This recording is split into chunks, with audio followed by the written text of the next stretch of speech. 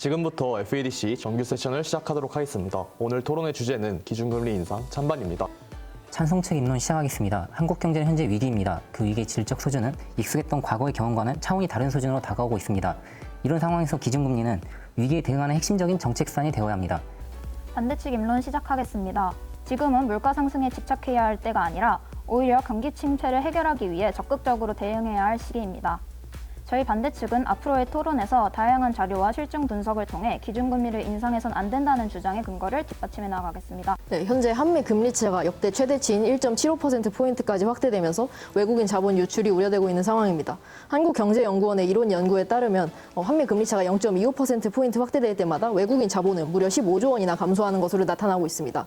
채권 시장의 자금 유출을 방지하기 위해서라도 금리 인상이 필요한 시점입니다. 하나금융경영연구소에 따르면 자본 유출은 미국의 금리 인하 우려 또는 미중 무역 분쟁이 더 큰 영향을 미치는 것으로 나타났습니다. 실제로 한미 금리 역전으로 자본이 유출된 사례가 있는지 의문입니다. 앞서 말했듯 30년물 채권의 유동성이 낮은 안정적 자산임에도 불구하고 현재 2조가량 해외로 유출되고 있는 상황입니다. 이는 한국에 대한 해외 투자자들의 불신이 고조되고 있음을 시사하고 있습니다. 저희는 찬성 측에서 말하는 금리 인상을 통한 환율 인하 효과에 의문입니다. 주요 6개국 통화 대비 달러의 가치인 달러 인덱스는 현재 114포인트를 기록한 이후 지속적으로 하락하여 102포인트를 유지하고 있는 상황입니다. 그러한 주요 6개국을 봤을 때 미국만큼 금리를 인상하지 않았음에도 불구하고 현재 달러가 약세인 것으로 보아서 즉 양국 간의 그러한 금리 차가 환율에 있어서 큰 문제가 아니라는 결론입니다. 현 상황에서는 냉철한 판단과 대책이 따라 나와야 할 시점인데요. 금리차 자체는 흔하다고 하면 흔할 수 있습니다. 하지만 지난 역정 당시에는 우리나라와 주변 국가의 금리차에서 우위를 가졌지만 지금은 유럽, 영국, 캐나다, 호주보다도 기준금리가 낮습니다. 즉 투자자들 입장에서 금리도 낮고 경기도 안 좋아 매력도가 떨어지는 우리나라 시장에 투자할 유인이 없고 실제로 장기 국채가 빠져나가는 등 자본 유출이 일어나고 있는 상황이죠. 정규 토론이 모두 종료되었습니다. 먼저 반대측부터 준비하신 최종 발언 2분간 진행해 주시기 바랍니다. 네, 반대측 최종 발언 시작하겠습니다. 저희는 입론에서 기준금리 인상에 반대하는 두 가지 이유로 물가 상승이 도내 추세인과 더불어 우리나라의 심각한 경기 침체 현실을 말씀드렸습니다.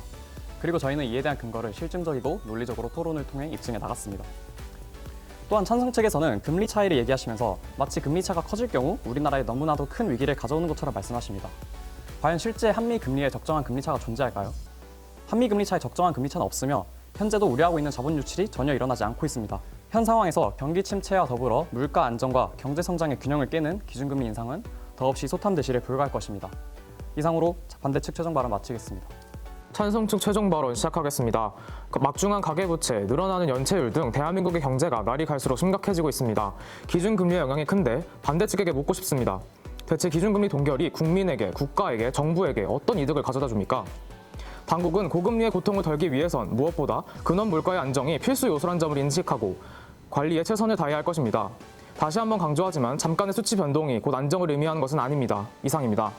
이로써 금일 토론이 모두 종료되었습니다. 모두 수고하셨습니다.